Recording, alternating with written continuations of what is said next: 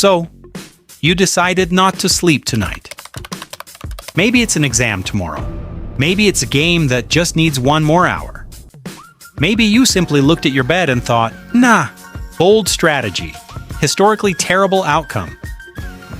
Welcome to the experiment. Our test subject today, Hammy. He volunteered, kind of.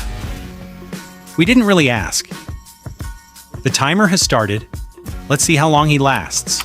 Spoiler, not long enough to brag about it. Here's what's actually happening inside your skull right now. Your brain is a city. A very expensive, very complicated city that runs 24 hours a day, whether you like it or not.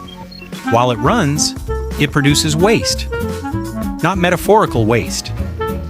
Actual molecular garbage called adenosine. It builds up in the spaces between your neurons every waking hour. Normally, sleep is when the cleaning crew comes in, your glial cells, and flushes the whole system. But you decided not to sleep. So the adenosine just stays and accumulates and stacks up, and your brain, which is trying very hard to remain professional about this, starts to slow down. Reaction time, worse. Focus, worse. Decision making, significantly worse. By the time you've been awake for 18 hours, you perform cognitively the same as someone who is legally drunk. You're not drunk. You're just equally bad at everything. Congratulations. 24 hours. No sleep. You're still standing. Barely. But standing. Meanwhile, somewhere in the world, there are humans who just finished a full night of sleep in 4 hours. Not because they trained for it, not because they have discipline. Because of a mutation in a gene called DEC2. Short sleepers. The genetic lottery winners nobody talks about enough. Their brains run the same cleaning cycle yours does, but somehow complete it in half the time. Their glial cells are apparently extremely motivated employees. They wake up after 4 hours feeling completely restored. They have 4 extra hours every day that you don't. Do they use those extra hours for something meaningful and productive? Probably. Does that make you feel better? No. Moving on. 48 hours. 2 full days without sleep. And something new just happened that you didn't notice. You micro-slepted. For 3 seconds, your brain said, I don't care what you want. And just switched off. You lost 3 seconds of consciousness and have absolutely no memory of it. Your brain will do this more and more frequently from now on. You can't stop it. You can't feel it coming. You will just keep briefly ceasing to exist and returning with no explanation. Super normal, totally fine. Meanwhile, dolphins. Dolphins solved this problem millions of years ago and frankly seem smug about it. They sleep with literally half their brain at a time. One hemisphere sleeps, one hemisphere keeps the dolphin functional, breathing, swimming, then they swap. Frigate birds do the same thing in the air while flying over the ocean for weeks. You tried to replicate this strategy just now. You cannot replicate this strategy. You are not built that way. Please get up off the floor. 72 hours. 3 days.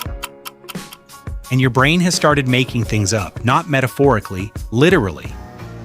At this stage, sleep deprivation produces hallucinations that are clinically indistinguishable from psychosis. Your brain, running out of proper data to process, starts generating content. Things you see aren't there. Things that are there aren't. The boundary between memory and present moment starts to dissolve. Elite military units, who sometimes operate for days without full sleep, use a strategy called polyphasic sleep. Short, controlled naps of 20 minutes, spread across the day. Each nap gives the brain a partial cleaning cycle, not complete, but enough to keep the system from collapsing entirely. Your brain on polyphasic sleep is like a restaurant bathroom that gets cleaned every hour instead of once at closing time. Not ideal, but livable. You, however, just tried to take a polyphasic nap and immediately plunged into 4 hours of full unconscious sleep, which means your body has firmly rejected your authority. The experiment continues, against your body's wishes.